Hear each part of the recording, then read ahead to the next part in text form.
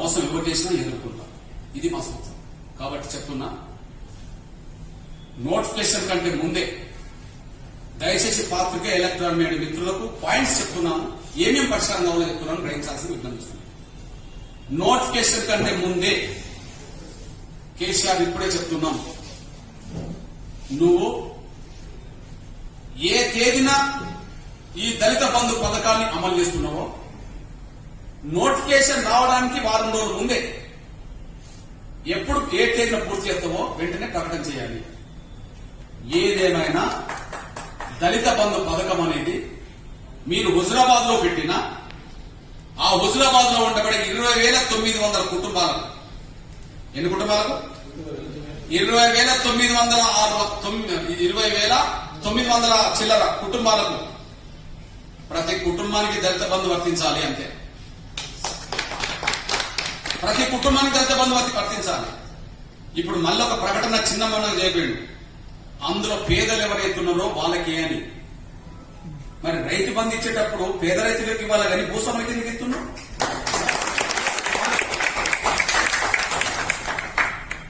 రైతు బంధు ఇవ్వాలనుకున్నప్పుడు పేద రైతులకి ఇవ్వాలి కదా. ఎకరమో 2 ఎకరాలు 3 ఎకరాలు 4 ఎకరాలు 5 ఎకరాల రైతులకు ఇవ్వాలి కదా. 50 ఎకరాలు 100 ఎకరాలు 1000 ఎకరాల భూస్వాములకి ఎందుకు ఇస్తున్నావు? అంటే మీ భూస్వాములకి ఇచ్చేటప్పుడు మాత్రం ఆర్థిక పరిస్థితితో సంబంధం లేదు. మా దళితులకు ఇచ్చేటప్పుడు మాత్రమే మీలాగా 1000 ఎకరాల భూస్వాములు 100 ఎకరాల భూస్వాములు మా దళితులు ఎవరు లేరు. ఉంటే చిన్న చిన్న జాబులు ఉన్నోళ్ళు ఉంటారు, లేదా 1 ఎకరం 2 ఎకరాలు 3 ఎకరాలు ఉన్నోళ్ళు ఉంటారేమో కానీ కొంతమంది మీలాగా భూస్వాములు ఎవరు లేరు. భూస్వాములకు రైతు బంధు పథకం వర్తింపజేయడం ఆపు, అప్పుడు మా దాంట్లో ఆర్థిక స్థితి ఉన్నది లేదని. నువ్వు రైతు బంధు పథకం నుంచి భూస్వాములకు ఇచ్చేది ఆపనంత కాలం ప్రతి దళిత కుటుంబానికి ఆర్థిక స్థితితో సంబంధం లేకుండా ఇవ్వాల్సిందే. ఇది మా డిమాండ్. ఇది ఎప్పుడు మొదలు పెడుతూ స్పష్టం చేయాలి. ఎన్నికల నోటిఫికేషన్ వస్తుందనే విషయం మీకు ముందే తెలుసుంటది. వారం 10 రోజుల ముందే హుజరాబాద్ నియోజకవర్గంలో ఉండబడే ప్రతి దళిత కుటుంబానికి 10 లక్షల చొప్పున పంపిణీ జరగాలి. మీరు ఆ 10 లక్షల రూపాయలు ఏ పథకానికి వర్తిస్తున్నాయన్న మాట మీరు దాన్ని జోడిస్తలేరు కదా. ఆ 10 లక్షల రూపాయలు ఏ పథకానికి జోడిస్తున్నామనే మీరు చెప్పట్లేదు కదా. రైతులకు బ్యాంకు ఖాతాలు వేసినట్టుగానే వీళ్ళ ఖాతాలు వేస్తుంటారు కదా. ఆటోమేటిక్ గా మా వాళ్లకు ఎంతో కొంత బ్యాంక్ అకౌంట్లు ఉంటే ఉండవచ్చునేమో, లేకపోతే ప్రతి కుటుంబం నుంచి బ్యాంక్ అకౌంట్లు ఏర్పాటు చేస్తే 24 గంటల పని అది అంతే. 24 గంటల పని అంతే. కాబట్టి పలాని ప్రాజెక్టు పెట్టుకుంటే పలాని దానికోసం పెట్టుకుంటే దానికోసం ఈ డిపార్ట్మెంట్ ఆ డిపార్ట్మెంట్ తిరగాలి, అది తిరగాలి, ఇది తిరగాలి, దానికి సంబంధం లేదు. డైరెక్ట్ వాళ్ళ ఖాతాలోకే జమ చేస్తామంటుంది. కాబట్టి వెంటనే మీరు మొదలుపెట్టే 24 గంటలు అందరికీ ఇవ్వచ్చు. కాబట్టి ఎప్పుడు మొదలు పెడుతున్నారో చెప్పాలి. వారం రోజులకు ముందే, నోటిఫికేషన్ వారం రోజుల ముందే మొత్తం పూర్తి చేయాలి. సేమ్ టైం మీరే రాష్ట్రానికి ఎక్స్టెండ్ అంటున్నాం కాబట్టి, మీరు రాష్ట్రానికి మొత్తం అంటున్నారు కాబట్టి మీ దృష్టికి ఒక విషయం తీసుకుంటున్నాం. 100% అక్కడ అమలు చేస్తే మీరు రాష్ట్ర వ్యాప్తంగా అమలు చేయడానికి మేము 100 రోజులు టైం ఇస్తాం. 100% అమలు చేస్తే రాష్ట్ర వ్యాప్తంగా అదే పథకాన్ని అమలు చేయడానికి 100 రోజులు టైం ఇస్తాం. అంటే 100 రోజుల్లో రాష్ట్రంలో ఉండబడే 118 నియోజకవర్గాల్లో ఈ దళిత బంధు పథకాన్ని సంపూర్ణంగా పూర్తి చేయాలి. ముందు మీకు దళిత బంధు పథకం విషయంలో కన్ఫ్యూజన్ నుంచి మీరు బయటపడండి. దేని నుండి? కేసీఆర్ గారు కన్ఫ్యూజన్ లో ఉన్నాడు, క్లారిటీగా లేదు. కన్ఫ్యూజన్ లో ఎట్లున్నాడో ఒక అంశం చెప్తున్నా నేను. ముందు దళిత సాధికారత సమావేశంలో 119 నియోజకవర్గాలకు లబ్ధిదారులను ఒక్కొక్క నియోజకవర్గానికి 100 మంది చొప్పున సెలెక్ట్ చేసి 119 నియోజకవర్గాల్లో ఉన్న వాళ్ళందరికీ 10 లక్షల చొప్పున ఇస్తాము. పైలట్ ప్రాజెక్ట్ గా హుజరాబాద్ లో దీన్ని ప్రారంభిస్తాము అన్నారు. అంటే హుజరాబాద్ లో లబ్ధిదారుల సంఖ్య 100, మిగిలిన 118 నియోజకవర్గాల్లో లబ్ధిదారుల సంఖ్య 100. అక్కడ తేడేం లేదు కదా. కానీ రెండో దశకు వచ్చేటప్పటికి అన్ని నియోజకవర్గాల్లో 100 మంది పోయింది. అదే సమయంలో హుజరాబాద్ లో కూడా 100 మంది పోయింది. అసలు హుజరాబాద్ నియోజకవర్గంలో 100% 20,000 కుటుంబాలకు దళిత బంధు పథకం వర్తిస్తామని మళ్ళీ మీరు చెప్పేశారు. దానికి 2,000 కోట్లు అన్నారు మళ్ళీ మీరే. అంటే 1,200 కోట్ల రూపాయలు రాష్ట్రానికి, ఒక అసెంబ్లీ నియోజకవర్గానికి 2,000 కోట్ల రూపాయలు అన్నారు. మూడో దశకు వచ్చేటప్పటికి రాష్ట్ర వ్యాప్తంగా అమలు చేయడానికి 1,00,000 కోట్లైనా కేటాయిస్తాము అన్నారు. మళ్ళీ అక్కడ మళ్ళీ కన్ఫ్యూజన్ ఏంటంటే, మొదటి ప్రాజెక్టు ప్రకారంగా అన్ని నియోజకవర్గాలు 100 కోట్లు అయినప్పుడు, మీరు రెండో నిర్ణయం ప్రకారం ఒక నియోజకవర్గానికి 2,000 కోట్లు అన్నప్పుడు మిగిలిన 118 నియోజకవర్గాలకు అదే 2,000 కోట్లు కేటాయించాల్సి వస్తుంది కదా. మొదటి ప్రాజెక్టు ప్రకారంగా లబ్ధిదారుల సంఖ్య ప్రతి నియోజకవర్గం 100 మందిని చూశారు. మీరు రెండో దశకు వచ్చేటప్పటికి నువ్వు 2,000 కోట్లు ఒక నియోజకవర్గానికి అన్నారు. మరి 2,000 కోట్ల రూపాయలు ఆ హుజరాబాద్ నియోజకవర్గం అయినప్పుడు ఇన్సూరెన్స్ గా ప్రతి నియోజకవర్గానికి 2,000 కోట్లు ఇవ్వాల్సిందేగా లెక్క ప్రకారంగా. ఆ లెక్క చూస్తే మొత్తం 119 నియోజకవర్గాలకు గాను 238 కోట్ల రూపాయలు ఖర్చు వస్తాయి. 2,38,000 కోట్ల రూపాయల ఖర్చు వస్తుంది. కాబట్టి నువ్వు మొదట అన్నదో 100 మంది, రెండోసారి వచ్చినప్పుడు 2,000 కోట్లు, నువ్వు అన్న 1,00,000 కోట్లకు కూడా మన కన్ఫ్యూజన్. ఎందుకంటే 2,38,000 కోట్ల ఖర్చు వస్తుంది. కాబట్టి నువ్వు కన్ఫ్యూజన్ నుంచి నువ్వు బయటపడి ఒక క్లారిటీకి వస్తే, ఎక్కడ హుజరాబాద్ లోకి 2,000 కోట్ల రూపాయలు ఖర్చు పెడుతున్నావు అంటున్నావు, ప్రతి అసెంబ్లీ నియోజకవర్గానికి 2,000 కోట్ల రూపాయలు ఖర్చు పెట్టాలి. అది 100 రోజుల్లోనే పూర్తి చేయాల్సిన బాధ్యత మీ మీద ఉంటుంది. దీని మీద స్పష్టమైన ప్రకటన చేయాలని చెప్పి నేను డిమాండ్ చేస్తున్నాను. ఇకపోతే నోటిఫికేషన్ కంటే ముందే, ఎన్నికలకు వెళ్లడానికంటే ముందే మంత్రివర్గంలో మా దళితుల ప్రాతినిధ్యం పెంచాల్సిందే. మంత్రివర్గం మీ దొరల ఆధిపత్యానికి కేంద్రంగా నిలయంగా ఉంటే మేము చూస్తూ ఊరుకోలేము. మంత్రివర్గం మీ దొరల ఆధిపత్యానికి నిలయంగా ఉంటే మేము చూస్తూ ఊరుకోలేము. వేలమా రెడ్డి 2 కులాలు అయినప్పుడు మాలా మార్గంతో పాటు మేము 59 కులాలు ఉన్నాం. 59 కులాల పక్షాన ఒక్కరే ఎందుకుంటారు? 2 వెలమారెడ్డి కులాల తరఫున 10 మంది ఎందుకుంటారు? వాటి స్పష్టం చేస్తున్నాం. మా మంత్రిగా కొనసాగుతున్న మా కొప్పుల ఈశ్వర్ గారికి ఉప ముఖ్యమంత్రి హోదా ప్రమోట్ చేయాల్సిందే. ఇప్పటికే కొనసాగుతున్న మా మంత్రికి, ఎందుకంటే గత 5 ఏళ్లు మాకు ఉప ముఖ్యమంత్రి పదవి ఉన్నది, ఇప్పుడు ఈ మధ్య లేదు కనుక కొప్పుల ఈశ్వర్ గారికి వెంటనే ఉప ముఖ్యమంత్రి హోదాలో మళ్ళీ కూర్చొని పెట్టాల్సిందే.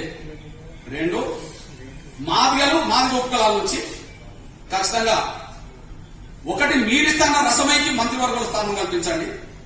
2 మిగిలిన దళిత ఎమ్మెల్యే నుంచి, మాదిగ ఎమ్మెల్యే నుంచి, ఉపకులాల నుంచి ఇంకొకరికి అవకాశం ఇవ్వండి. మళ్ళా చెప్తున్నాం, కొప్పుల ఈశ్వర్ గారికి ఉప ముఖ్యమంత్రి పదవి ఇవ్వాలి. ఇంకా 2 మా దళితుల నుంచి మంత్రివర్గ స్థానం కల్పించాలి. ఇది ఎన్నికల నోటిఫికేషన్ కంటే ముందే ప్రకటన చేయాలని చెప్పి డిమాండ్ చేస్తున్నా. 3వది, 3 ఎకరాల భూ పంపిణీ కోసం ప్రతి సంవత్సరం బడ్జెట్ లో 3 ఎకరాల భూ పంపిణీ కోసం ప్రతి సంవత్సరం బడ్జెట్ లో 25,000 కోట్ల రూపాయలు ఖర్చు పెట్టే విధంగా నువ్వు ముందుకు రావాలి. ఇప్పుడు 10 లక్షల రూపాయలు ఇస్తారనే పేరుతో 3 ఎకరాల భూ పంపిణీ ఆ నినాదాన్నే మరుగున పరచడానికి కుట్రలు చేస్తే మేము అంగీకరించాం. 3 ఎకరాల భూ పంపిణీ యథావిధిగా సాగాల్సిందే. నువ్వు దళిత బంధు పథకాన్ని నువ్వు అనుకున్నట్టుగా, మేము చెప్తున్నట్టుగా అది అమలు జరగాల్సిందే. కాబట్టి దళిత బంధు పథకం ముసుగులో 3 ఎకరాల భూ పంపిణీ అనే అంశాన్ని పక్కన పెడితే మా జీవితాలే భూమితో ముడిపడి ఉన్నాయి కనుక, 180% మా దళితులు కూలీలు కనుక, వ్యవసాయ కూలీలు కనుక మా జీవితాలే భూమితో ముడిపడి ఉన్నప్పుడు భూ సమస్య మాకు పరిష్కారం ముఖ్యం కనుక ఖచ్చితంగా 3 ఎకరాల భూ పంపిణీ కోసం ప్రతి బడ్జెట్ లో 25,000 కోట్ల రూపాయలు ఖచ్చితంగా కేటాయించాల్సిన అవసరం కూడా మేము డిమాండ్ చేస్తున్నాం. అంతేకాకుండా మా నుంచి ఏ భూమి అయితే అసైన్మెంట్ భూమి తీసుకున్నారో, కలెక్టర్ కార్యాలయం కోసం, పోలీస్ కమిషనరేట్ల కోసం, రైతు వేదికల కోసం, డంపింగ్ యార్డ్ల కోసం, శ్మశాన వాటికల కోసం, పల్లె ప్రకృతి వనాల కోసం, ఇతరత్ర ప్రజా అవసరాల కోసం, ప్రభుత్వ అవసరాల కోసం అంటూ ఏ అసైన్ భూమి అయితే మా దళితుల నుంచి తీసుకున్నారో, ఆ తీసుకున్న ప్రతి గ్రామంలో, ఆ తీసుకున్న ప్రతి మండలంలో, ప్రతి జిల్లాలో దానికి సమానమైన భూమి మళ్ళా మాది మాకు ఇవ్వాల్సిందే. అది కూడా మేము డిమాండ్ చేస్తున్నాం. అది కూడా నోటిఫికేషన్ లోపే తేల్చాల్సిన అవసరం ఉన్నదని చెప్పి మేము గుర్తు చేస్తున్నాం. నోటిఫికేషన్ కంటే ముందే మీ ముఖ్యమంత్రి కార్యాలయంలో ఉండబడే దళిత ఐఏఎస్ ఆఫీసర్ల సంఖ్య ఎంతో తేలాలి. నోటిఫికేషన్ కంటే ముందు 2-3 ముఖ్యమంత్రి కార్యాలయం ఆవరణ పెట్టాలి. ఏదన్నా మా కోసం తీసుకునే నిర్ణయం అమలు జరగాలంటే మా ఆఫీసర్లు అక్కడ ఉండాలి. ఆ విధంగా గత ప్రభుత్వాలు అమలు చేసినాయి. ఆ విధంగా గత తెలుగుదేశం ప్రభుత్వం, గత కాంగ్రెస్ ప్రభుత్వము మా దళిత ఐఏఎస్ ఆఫీసర్లను కీలకమైన స్థానంలో ముఖ్యమంత్రి కార్యాలయంలో కూర్చునిపెట్టారు. అది తెలుగుదేశం కూర్చునిపెట్టింది, కాంగ్రెస్ కూడా కూర్చునిపెట్టింది, మా వాళ్ళని కూర్చునిపెట్టింది. కానీ నువ్వు వచ్చినాకనే మా వాళ్ళని దూరం పెట్టేశావు. ఇంటికి పిలిచి భోజనం పెడితే కాదు, నీ కార్యాలయంలో మా దళిత ఆఫీసర్లు ఎందుకో లేదో చెప్పు. కాబట్టి ముఖ్యమంత్రి కార్యాలయంలో వెంటనే మా దళిత ఐఏఎస్ ఆఫీసర్లను నియమించాలి. నీ చుట్టుండబడే సలహా మండలిలో మా దళిత అధికారులను, మా దళితుల్లోంచి ఎదిగిన మేధావి వర్గాన్ని, రిటైర్డ్ మా దళిత అధికారులు ఉన్నారు, చాలా మంది ఉన్నారు. అగ్రకులాల ఆఫీసర్లు రిటైర్మెంట్ అవుతే వాళ్ళు అందులోనే మళ్ళీ కొనసాగుతున్నారు. కొత్త కొత్త పోస్టులు క్రియేట్ చేసి వాళ్ళకి ఇస్తున్నారు. చాలా డిపార్ట్మెంట్లు ఆ విధంగా ఉదాహరణ చెప్పవచ్చు. వెలమ రెడ్డికి సంబంధించిన ముఖ్యంగా బ్రాహ్మణ ఆఫీసర్లకు సంబంధించిన వాళ్ళు రిటైర్డ్ అవుతున్నామో వాళ్ళు మళ్ళా అదే స్థానంలో నిలబడుతున్నారు, కొత్త కొత్త పోస్టులు రిక్రూట్ అవుతున్నారు. కానీ మా దళిత ఆఫీసర్లు ఎక్కడ రిటైర్మెంట్ అయినా కూడా వాళ్ళు ఇంటికి పంపబడుతున్నారు. కాబట్టి మీ సలహా మండలిలో కూడా మా దళిత ఆఫీసర్ల నుంచి రావాలి, మా దళిత మేధావర్గం నుంచి కూడా రావాలి. వెంటనే ఆ విషయాన్ని వెంటనే ప్రకటన చేయాల్సిందిగా మేము డిమాండ్ చేస్తున్నాం. అదే సమయంలో తెలంగాణ యూనివర్సిటీలలో మా బీసీల సంఖ్య పెరగాలి. తెలంగాణ పబ్లిక్ సర్వీస్ కమిషన్ లో మా దళితుల సంఖ్య పెరగాలి. ఒక్క మాట చెప్పాలంటే మీరు నియమించే ప్రతి నియామకంలో మీరు ఎన్ని రకాలుగా నియామకాలు చేపడతారో ప్రతి నియామకాల్లో 18% వాటా, అన్ని నియామకాల్లో మా 18% వాటకు గ్యారెంటీ ఉండాలి. ఆ గ్యారెంటీ ఏందో ఖచ్చితంగా నోటిఫికేషన్ కంటే ముందే విస్పష్టమైన ప్రకటన, దానికి అనుగుణమైన ఆదేశాలు లిఖితపూర్వకంగా ఉండాలని చెప్పి మేము డిమాండ్ చేస్తున్నాం. ఇకపోతే మా దళిత వర్గాలను మీరు అంటరానివారుగా చూస్తున్నారని సాక్ష్యమే మాకు హైదరాబాద్ లో ఆత్మగౌరవ భవనాలు లేకుండా చేయడం. ఇప్పుడు మేము ఎక్కడ అడుగుతున్నామంటే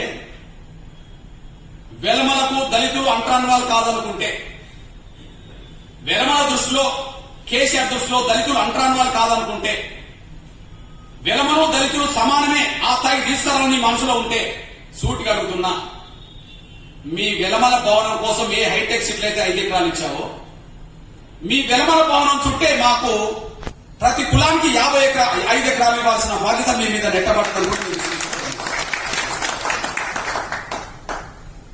మీరు 5 ఎకరాలు ఉంటే వెలమ భవనం చుట్టే హైటెక్ సిటీలో ప్రతి దళిత కులానికి 5 ఎకరాలు అనివ్వండి. లేదా మీరు 5 ఎకరాలు తగ్గించుకుని 1 ఎకరానికి పరిమితం కండి.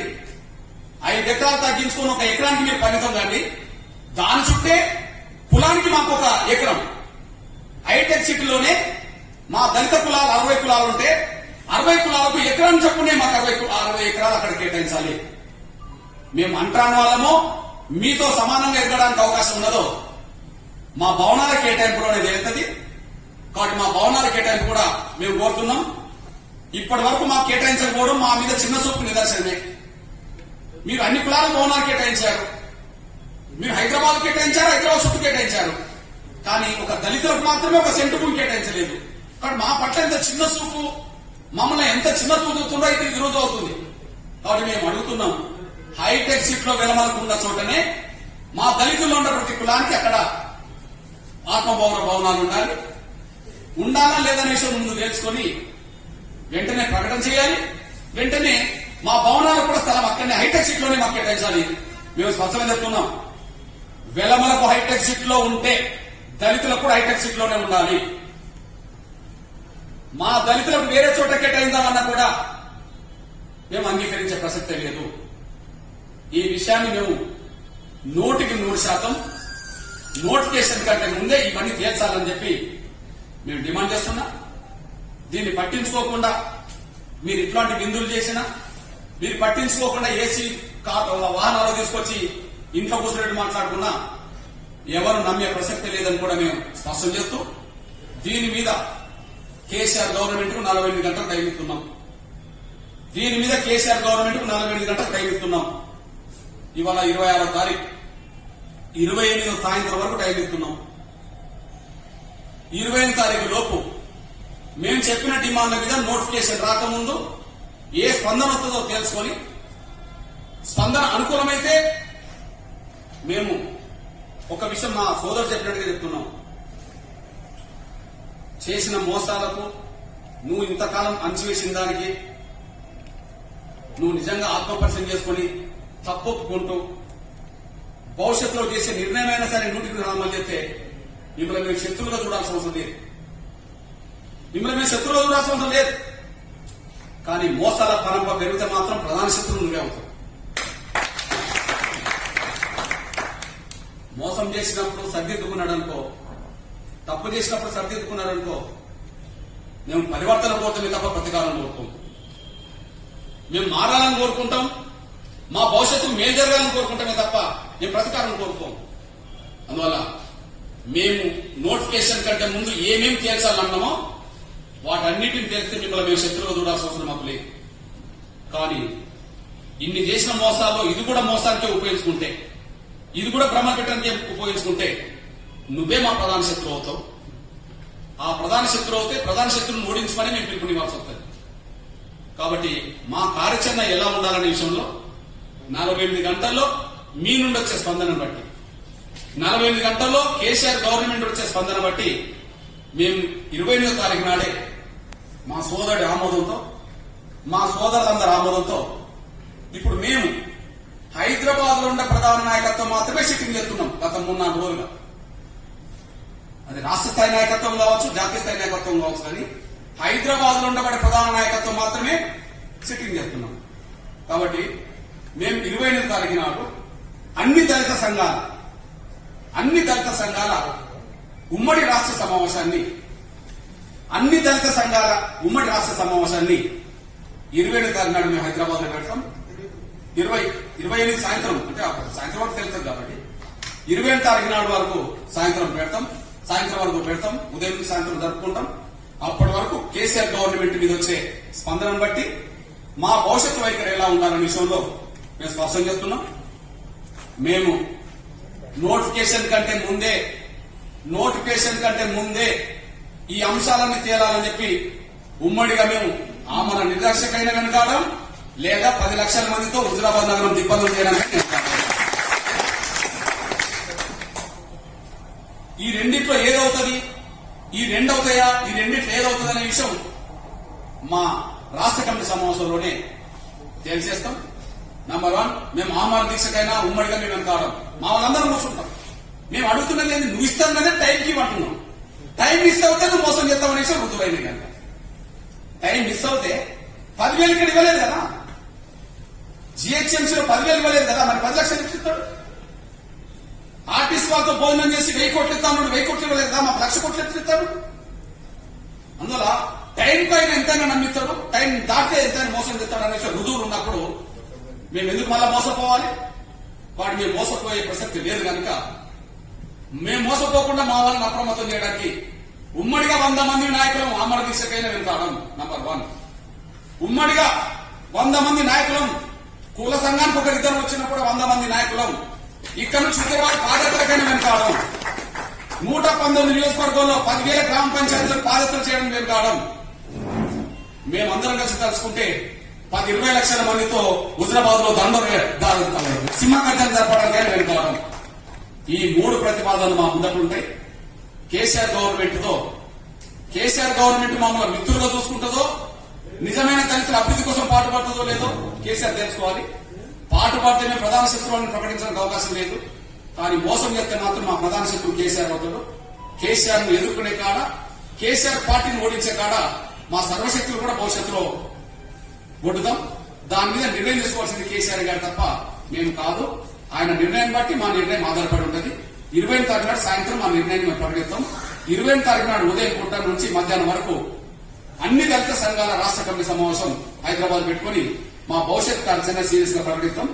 మేము అంటున్నాం, మళ్ళా మీడియా పెద్దలు విజ్ఞప్తి చేస్తున్నాం, దళిత వర్గాల నుంచి స్వతంత్రం ఎదుగుతున్న దళిత నాయకత్వం వాయిస్ విలువనిస్తే మా ప్రజలకు సూటిగా వాయిస్ వెళ్తుంది, మా ప్రజలకు సూటిగా సందేశం వెళ్తుంది. మా స్వతంత్ర వాయిస్ కు విలువనివ్వాల్సిందిగా నేను మీడియా పెద్దలందరికీ యజమాన్యానికి మరొకసారి విజ్ఞప్తి చేస్తున్నా, గుర్తు చేస్తున్నా. ధన్యవాదాలు.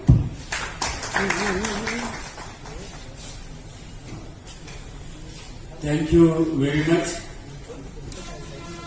మిత్రులందరికీ కూడా ఈ కార్యక్రమాన్ని